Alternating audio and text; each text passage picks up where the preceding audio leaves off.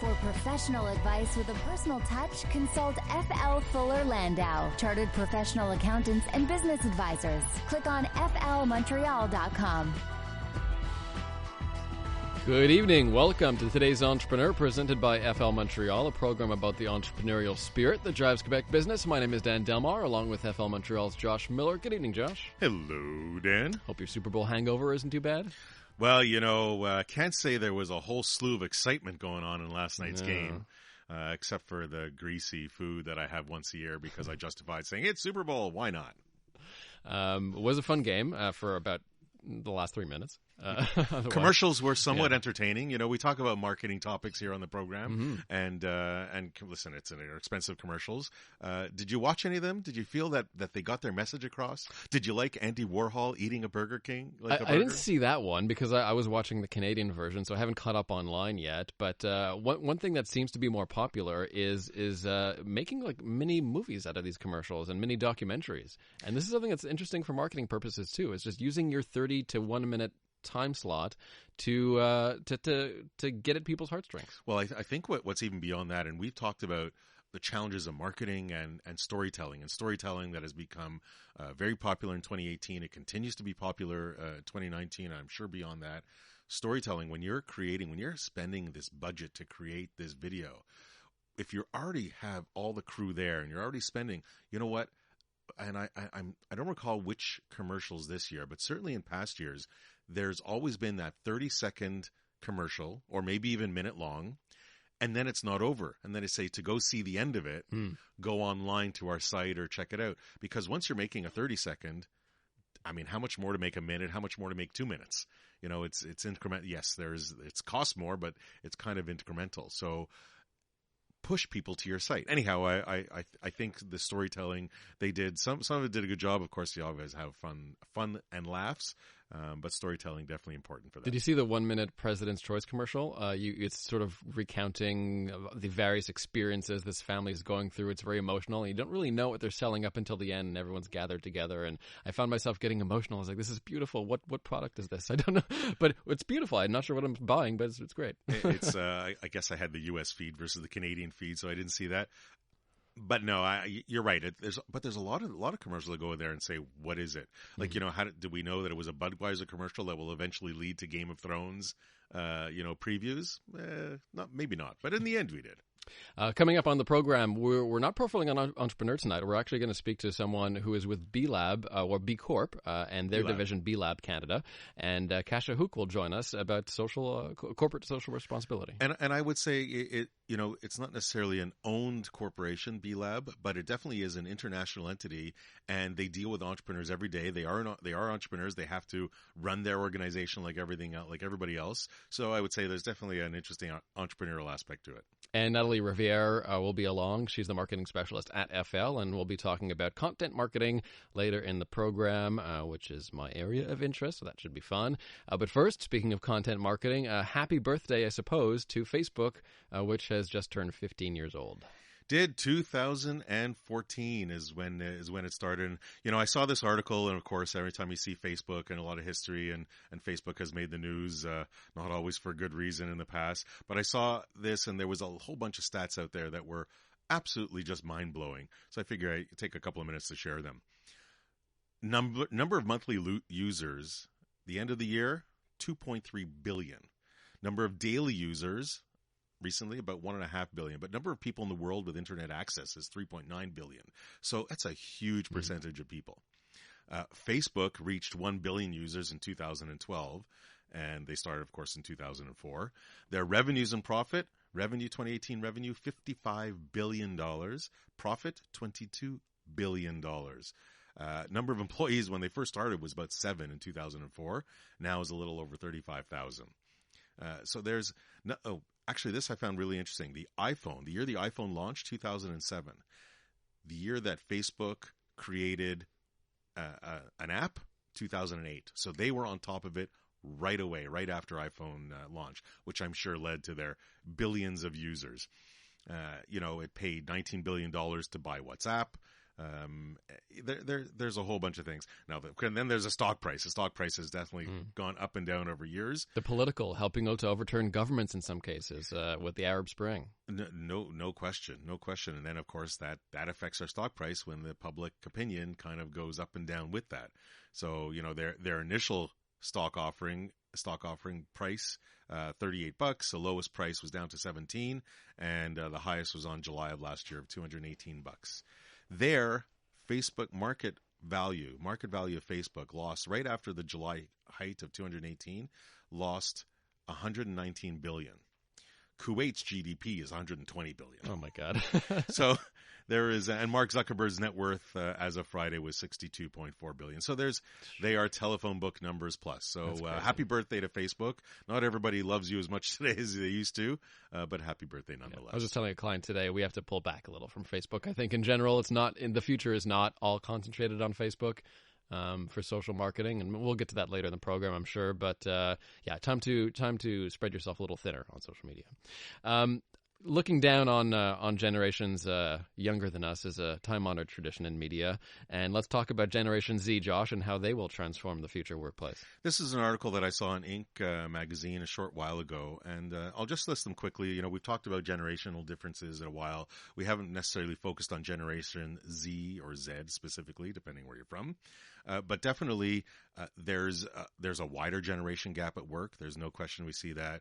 The article comments that Generation Z people prefer to work with millennials versus the baby boomers or the Gen X's. I guess they are closer in age, or a little bit closer in understanding tech and a little bit understanding their own life. This one, I have to mention, although I don't necessarily love it. It talks about work-life harmony. I still say it's just about life balance. Forget work-life balance, just life balance. Lots of things are incorporated with it, and there's still a continued desire for that. But what kind of slightly goes against it is there is a desire for, learning and being involved in human interaction. So, they want to kind of be left alone. They want to do their own thing. They want human interaction. They want to learn more. They don't necessarily, but they want the life balance. So maybe not working a lot of hours. There's a lot of contradictions in this. So that's why I don't put 100% stock in all this generational issues, because there's so much overlap. It's quite something. But what is absolutely true is the workplace environment is changing and must change to move forward. It must change, and you have to show that your workplace is changing. I know, and I mentioned this in the last couple of weeks, but we believe in it so much. There is, we are putting together this full day workshop February 21st. Tomorrow's workplacetoday.ca if you want to go to it, and it's really about the changes that the workplace environment must lead to. If you want to attract people, and we were talking earlier just off air, Dan, how do you represent yourself online? And do you have to do that to attract some future talent? Yeah, absolutely. And injecting your personality into your HR in some cases is a good thing too. We're starting to do that now, producing podcasts, for example, for HR purposes. Getting to know your employer before you actually get hired is really important, and for the employer, communicating some of those benefits that are so important to millennials and Generation Z. It's it'll make the search ultimately easier. First of all, it's already hard enough to find talent as it is, and that's a challenge in and of itself. But if you can at least portray yourself online, where the Generation Z, the millennials, even some people older, you go on Facebook to see what the culture of the company is. Well, that's where you hopefully can get a little glimpse of, do I want to work there? Does it look like an interesting place? Am I an introvert and it looks like they're partying all the time? I might not want to go there. Am I somebody that's a lot more outgoing and, looks like a bunch of, dare I say, actuaries just working, not doing anything? No offense to actuaries, but that's more for introverts. So maybe I wouldn't love that. So I think showing your culture online definitely helps you attract some talent. For sure. Do we have time to go through quickly Tom Brady's 7 leadership secrets? And number 1 is not cheating, I'm told. No, number 1 is definitely not cheating. Let's definitely do it quickly. And there are a lot of typical things that you would expect from pretty much anywhere. He exudes confidence. Confidence, absolutely, for me, that's presence in a room. That's very important when you're leading. Cool under fire. Obviously, that's no question about it, especially when you have some big barreling guys coming after you. He knows the competition. This is true for any entrepreneur. Know your competition, know exactly what's out there, and don't necessarily beat them at their own game, but you know what? Understand it and evolve from it. He's a great communicator. I don't know how many times we figure out, people can't communicate and creates lots of problems. He's a great communicator. Works his butt off. He works really hard. Can't get away from that. Takes full responsibility. Doesn't pass the buck. And the final one is he takes time to recharge his batteries, something a lot of entrepreneurs, when they're knee deep and they're building their baby, don't always do. So those are some 7 quick tips that right after the Super Bowl and Tom Brady, he was a winner. So let's assume that all those work. Congrats to Tom Brady. He has many, many rings on his hands right now. Coming up next, we'll speak with Kasha Huk of B Lab Canada. She'll tell us about how B Lab and B Corp help further along that mission of corporate social responsibility. So Kasha is next.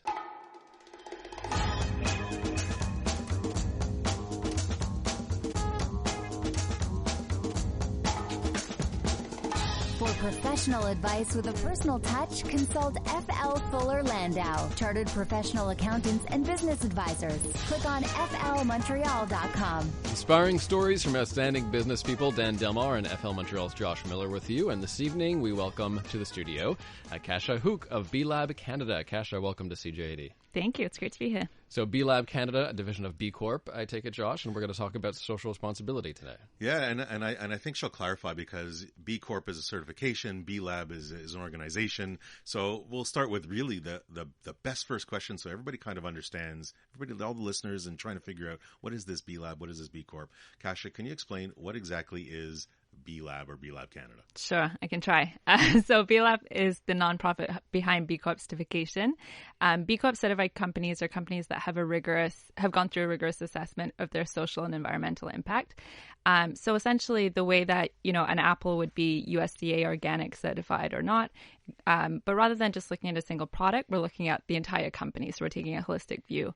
B Lab is the nonprofit that sort of manages what the best practices are around those social impacts and kind of helps the company go through that process in evaluating its own impact. Now, B Lab is an international organization, correct? Mm-hmm. How many countries, or where in the world? I don't know if you can list them all, probably not, but how around the world is it? Yeah, we're very global. So we have offices in Europe, in East Africa, in Australia Pacific, Australia, New Zealand.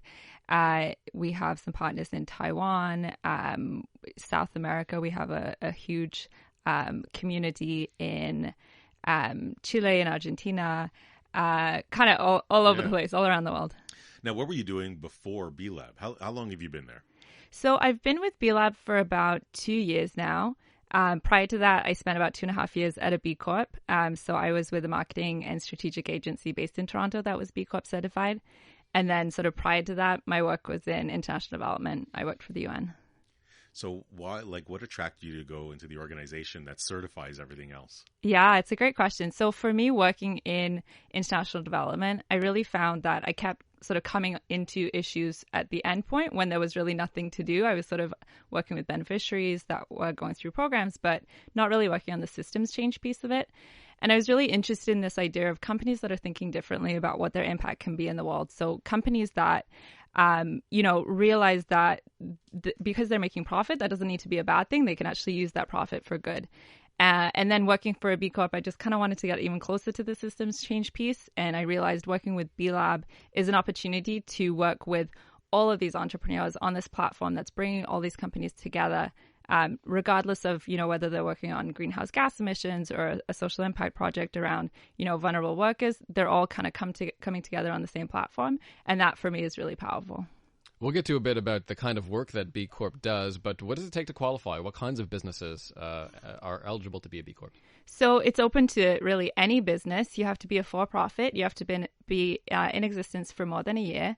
But really, we're, across industries, across geographies, across business sizes. So everything from your solopreneur to your large multinational. In order to certify, companies go through an online assessment, and that's free. So anyone can use it. It's a 200 question assessment. It's lengthy. It's long. It's not easy. It's meant to be rigorous. It's meant to be challenging and educational because we want companies to understand what the best practices are, and we want them to have those resources at hand. So it's a free assessment. You go through it. Once you go through those 200 questions, If you get 80 points or over, then you can go through the next steps, which is to go through a phone call with our standards analyst. There's a legal piece attached to it. There's a fee structure attached to it. And then you would sign the timesheet and become part of our community. And what happens if you get less than 80%? Then we send you. Do you get a detention?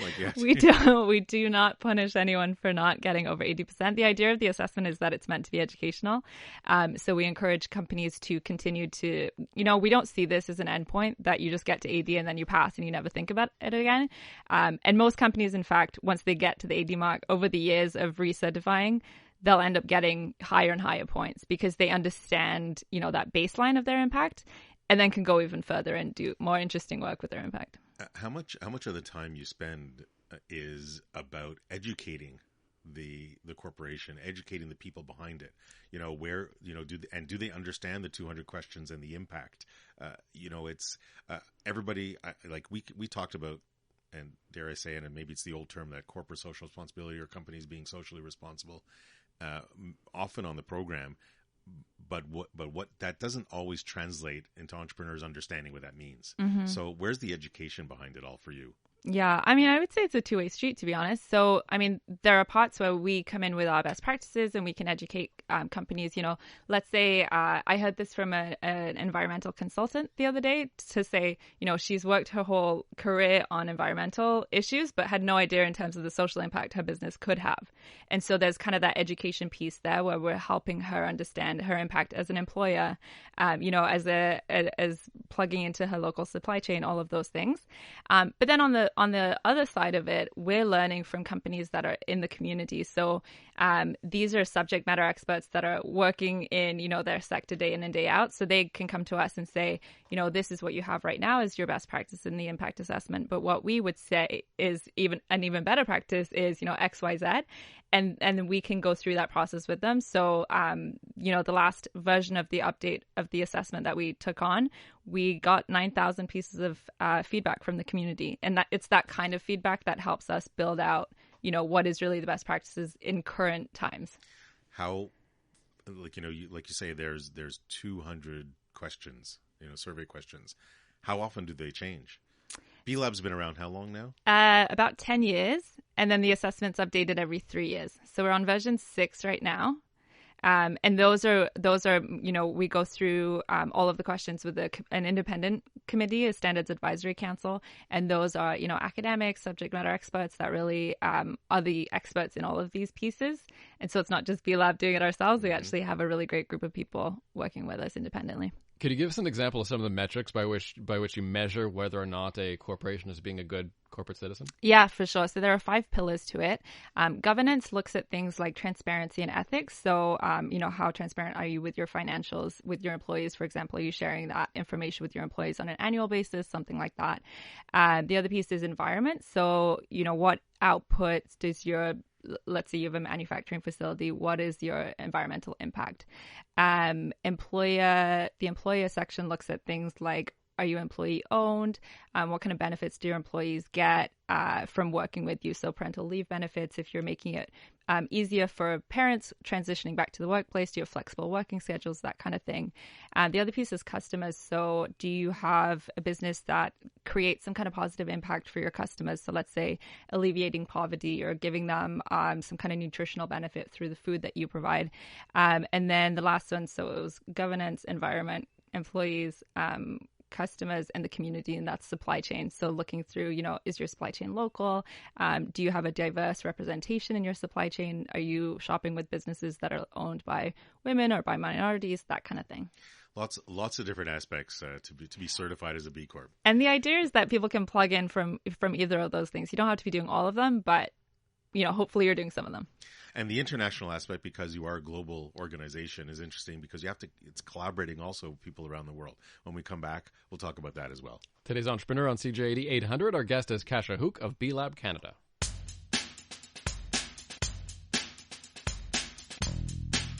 For professional advice with a personal touch, consult FL Fuller Landau, Chartered Professional Accountants and Business Advisors. Click on flmontreal.com.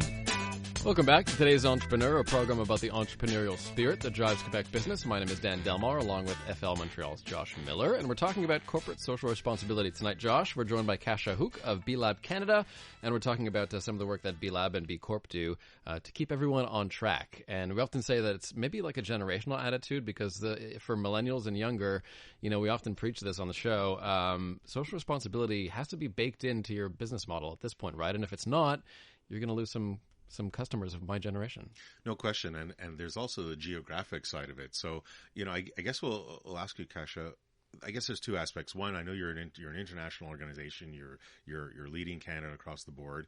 So, you know, I don't know if there's different viewpoints across Canada. You know, does Vancouver think the same way as PEI? You know, does Montreal think the same way as Toronto? Okay, we know that answer. We don't. But how is it different? You know, because we've talked to, you know, we speak with Quebec entrepreneurs, and they deal with cross Canada international. We sometimes, you know, is it easier and more difficult to deal with certain provinces, or what's the characteristic? So with a B Corp mindset, it must be a little bit different from coast to coast. It is, for sure. Like, I think overall in the community, what you see is this really kind of inclusive view of how a company can succeed. And so it's not seen as this really competitive thing. I think a lot of the collaborations that come out of the community are some of the most interesting parts of it. But across the country, we do see different reasons why companies would certify. So you mentioned PEI. One of the companies that's certified in PEI are working really closely with that community to provide employment for people who are under the age of 40 to try and continue to keep young people on the island, which is really an interesting perspective of, you know, business as a really strong community stakeholder. You know, in Quebec, I think there's this focus of entrepreneurs being thinking about business really holistically. So there are really tie-ins with the government, with local nonprofits. It's really seen as this holistic community. I think in Vancouver, you know, we have a really natural sense of they're already green and laid back. They're very supportive of this type of work, because they're, you know, it comes naturally to, I think, when you see the ocean and the mountains every day, you can't help but consider your impact on those things. And Toronto, the city we love to hate. Maybe not so much. No, I'm kidding. I think in Toronto, I mean, we have the biggest community of the whole country based in Toronto. So I think there's been, you know, a big uptake in Toronto too. And people are seeing this as a real viable alternative to your traditional forms of capitalism. And when you're in a boardroom in downtown Toronto, for example, it's often hard to connect someone to nature or things that are not sort of in the immediate, on the bottom line. What's your pitch to people who are sort of in that 9-to-5 mindset, who aren't thinking about the planet or the broader community? I mean, it's kind of this idea that if you don't start thinking about it, your customers and your clients in your community are already thinking about it. So you're already behind the ball if you're not doing that already. I mean, Larry Fink, the CEO of BlackRock Financial, they're the largest asset management company in the world. He wrote a letter to the CEO saying you can no longer just think about profit. You have to be thinking about purpose in the companies, or else investors will not be looking at your companies any further. And so this idea is not just coming from, you know, you should do it because there's this moral imperative, but really it makes business sense. And if you're not doing it, you're already behind. Now, there's also an international aspect. We talk across Canada. You do collaborate with your counterparts around the world. How's that? What's working? Like, what's the collaboration aspect that works, and maybe some of the obstacles? Distance being one, I'm sure. Yeah, I mean, distance and culture, exactly. Like those are two big challenges for sure, but also two great opportunities. I think taking examples from, you know, in Australia, for example, the community is also quite disparate. They're placed all over the country, and that can be a challenge when it's a community that's really based on this collaboration. And so, how do you bring those people together? You know, some of the opportunities in the UK, for example, they were just hosting a conference on sustainability in the apparel industry. And we're hosting one in Montreal on Wednesday this week. And so I think like that kind of knowledge sharing is really important. So understanding what are businesses eager to hear about in that context, in that sector, and then bringing that to our conversation is really helpful. And I think a great example of how businesses are really open to supporting each other and open to sharing those best practices with each other. Is it because you're not competing with one another? You really are collaborating. You're trying to share. You're trying to get the most out of everything. Are there tools you use that work well for collaborating across the world? Yeah, so we have a channel that's for certified B Corps, and it's essentially, like a Facebook or LinkedIn, but only for employees of certified B Corps. So any employee within that company can access it. And it's really handy for things like, say your HR manager is setting up their employee handbook and they want to see some great examples. They can just make a post, and people are often really willing to share that information, or jump on a call, make those connections. We also have in-person events. So once a year we have a regional event, and then we also have a North American event. And the stories from those events are, we come to the table as two entrepreneurs, but we're already on the same page. And so collaborations can come out of that where you don't have to necessarily kind of spend the time figuring out if you're actually aligned. There's a natural fit because you've both gone through this process to, look at your values of your business and align that way, which I think is really powerful in connecting with other entrepreneurs. We spoke earlier in the program about educating current, future B Corps. It kind of leads me to marketing. What is B Lab or B Lab Canada or even B Lab worldwide? What do you do from a marketing aspect? Because you have to educate worldwide. Not everybody understands what it is, let alone what the benefits are. So how do you market B Lab? Yeah, it's a really great question, and something that, as a small nonprofit, we have sort of not necessarily focused on in the past 10 years. We haven't really spent any money or resources really on consumer awareness, but have relied on the B Corps that are in the community to do that work. And that's been really incredible to see how different companies bring it to their customers and to their client base. This year is the first year that we've actually launched a consumer awareness campaign. So it's launching in February, and we're hoping that it will sort of tell the story of how, working with B Corps, buying from B Corps, doing business with B Corps is actually a way to, make those decisions on a daily basis and really vote for, the kind of world that you want to see, which is really interesting for us because I think there's a lot of demand from the consumer side of things. People really want this, and they don't necessarily know how to identify a company, from greenwashing or from good marketing. And so having the third-party credentials behind that can be a really powerful thing. And so it's something that, we're excited to launch. But I think, the ongoing conversations that we're having are also, a great way to bring awareness to it. So marketing efforts, website, whatever, is that more centralized? We do have a central marketing team. But, a lot of it comes from the B Corps themselves. Mm-hmm. They just have really great ideas. It's, we've been fortunate to have these companies that in being really progressive and thoughtful about their impact, they're also really thoughtful of how they can tell the story. And so they'll, contact us to say, we're at this expo, how do we talk about it? Or like, we want to put this sign up in our shop window, like those kinds of things. And just really creatively bringing the message to their consumers in ways that make sense to their audience. Now, what's, I guess, been kind of the biggest... was there a specific challenge you had? Like you're going into the office tomorrow. What's your next challenge? Like where do you see B Corp or B Lab in the next couple of years? It's a great question. I think that, with our community being really broadly based across Canada, one of the challenges is just making those links. So, one of the B Corps that we're working with is Business Development Bank of Canada, BDC, and they've just launched a podcast series. So that's a really great way of bringing those stories to a wider audience. And so things like that, just thinking about how we can engage with a community that's, has different identities, have different motivations for certifying or for being interested in managing their impact. And then how do we bring them together and share those stories so that we influence other entrepreneurs to, so they're inspired to also make these changes. Kasha Huk of B Lab Canada, our profile this evening on Today's Entrepreneur. And coming up next, Josh, we're going to chat with Natalie Riviere of Cometa, and she's going to talk about content marketing and social responsibility as well. So that is up next.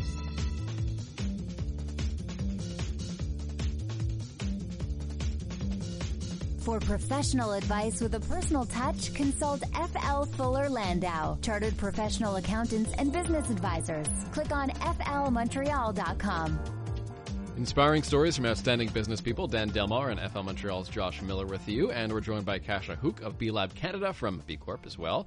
And joining us as well is Natalie Riviere from Cometa Marketing, here to talk about responsible content marketing. Welcome back, Natalie. Thank you so much. And Josh, this is so important. It's your company's message that you're putting out there. So you have to communicate that you're actually doing some good for the world. It is. Not only that, but, content is king. We've said that time and time again. Not the easiest to get people to write. I know we live that on a day-to-day basis, but it's so important to get that message out there. there are numerous challenges to creating and maintaining content, of course. So Natalie, thanks so much. I know you have probably hours of thoughts on this, and Dan too. I know you're doing this for sure. You guys all have tons of thoughts, but let's start with Natalie. You know, we haven't heard from her yet. So Natalie, what are your first thoughts when you're thinking about creation or managing creation of content first? Usually, I would recommend also to look to what you're already doing. Most people are actually creating a lot of content on a daily basis with their processes, but not realizing that it would be interesting content or even count as content. And so normally, to make it realistic for people to keep it up as a plant that you have to water for these feeds and search engines, you want to really understand the business and look at, okay, are we creating press releases? Are we creating trainings? Is it like employee alerts? Is it messages even internally that could be interesting externally? And so often it's about finding what you're already doing that then if you just polish it a little, it could serve beyond that initial investment. What if you don't really have content that you've created? Not that you've ever met a company that doesn't, but if they're really starting from scratch, where do they go? What do they think of? Do they outsource? Do they deal with their own people? Do they start small, low-hanging fruit? I'm answering questions for you. No, sorry, I don't mean to. Go ahead. I think the word stories and storytelling is really popular now, but also really appropriate. Mm-hmm. And so you start by having to tell the story of the brand.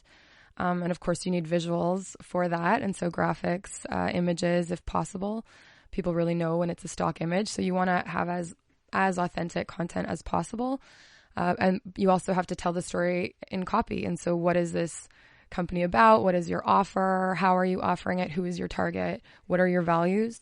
And so even working, for example, on a V Corps assessment would produce a ton of content that could then be shared and really interesting for people. And then, of course, there's the platform.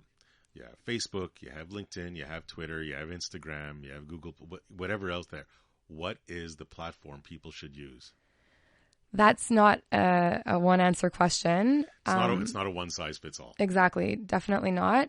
You want to start by looking at, in general, 100% of your audience is going to Google you. So you want to use social as even just a way to get found in search engines since they are the most popular websites online. But you then go into the thought of where are my audiences? And so a B2B company would probably perform very different than someone that's in like a fashion brand, for example, who has end users that might love everything they do. Whereas if you're selling accounting, it's a little more challenging sometimes. No doubt it is. Are there general rules of thumb? Like, you wouldn't have, actuarial services showing pictures on Pinterest, but you would from a fashion, from retail, from restaurant, whatever. Yeah, strategically, when you consider search engines and that 100% of the audience online is there, and we're now at a point where over 50% of the entire world population is online, Twitter, every single tweet is read by Google, and that's the only one other than YouTube, if you want to consider that a social media channel, which you should. And so Twitter is very popular, as you know. That's where the journalists are. It's a pretty universal one in terms of reputation management and having to speak up for yourself in these industrial conversations, news. But what if you don't feel your consumers are on Twitter? Does it matter? Should you still go there because there's other important? That's a great point. And so if we look at the marketing from the two aspects, one being reputation management, we want to get found in search engines. So we want to use some of the staples and then playing social to speak to social audiences. That doesn't always mean it's your client. Making sure that your messages work in social then gets them more activity and visibility. And that popularity will then bring them more likely into the vision of your clients. But then maybe like for the B2B example, LinkedIn is a better fit. The French community is there. If you're catering to the youth, Instagram, Snapchat being more popular. So yes, there are some choices that you're going to make based on your audience, but others are just about the general visibility of your brand and using this as a marketing strategy and not necessarily direct for client. I'll echo that, and I'll say that Twitter is really great for public relations. If you're dealing with media or if you have a community that you're talking to on a regular basis, you need Twitter, but it's not going to sell your product. No, definitely not. Now, then there's managing content. It's there all the time. You can have content. You can play with the people that are online with you. What can you say to that quickly? Very quickly, what I would encourage all entrepreneurs is think of it as content banking, and you want to bank this in yourself because there is value to it. And so you want to be really harvesting all of your efforts in a tool that you own. So most of your content should live first on your website and then be shared from there so that you maintain ownership of it. And really you're using these channels to tease and invite and attract and delight people towards your tools where you can build actual relationships, because at the end of the line, this is humans behind every click and behind every purchase. If somebody doesn't like a message and tells you on your social media platform, do you deal with it head on? 100%. And so many of the most viral marketing examples or really impactful stories come from how brands respond to those kind of types of feedback. No, you can't leave anybody hanging, that's for sure. As we approach the last moments of our show, thank you very much, Natalie. So welcome. Lots to discuss, lots of opinions. We didn't even touch on a chunk of it, but we'll move on. And as we approach the last moment of our show, as we do each week, we'll turn to Kasha Huk of B Lab Canada and ask you, Kasha, what would be your one piece of advice for today's entrepreneur? I think really thinking about long term. You know, when you're in business, we're no longer looking at short-term profit is driving everything. And so right now is an opportunity to be seen as a leader in the space. And I think any company that can sort of align to that and get ahead of that movement with the right intentions, with the credibility attached to it, that's very important, is going to be like, those are going to be the entrepreneurs that we're seeing succeed in the future. Excellent. Thank you very much, Kasha. You know, all the talk about, social responsible business and giving back. Definitely, we've had so many entrepreneurs on, Dan, that have spoken just about that.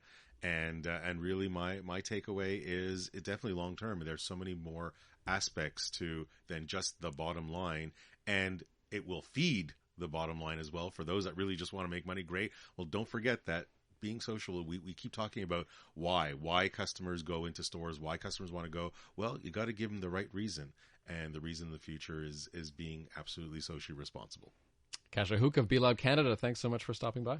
Thank you for having me. Thanks, Natalie Riviere, as well, of Cometa Marketing. And Josh will be back in 2 weeks from now. No, we are back next week. Are. Okay. We are. MHD Rockland. They were on about 6-7 years ago. Father-son business merged. That was an interesting story. Tune in for that. Very cool. All right. Don't forget, all the episodes from the past 10 years are at the community section at flmontreal.com. Back here next Monday night at 7. Have a good night.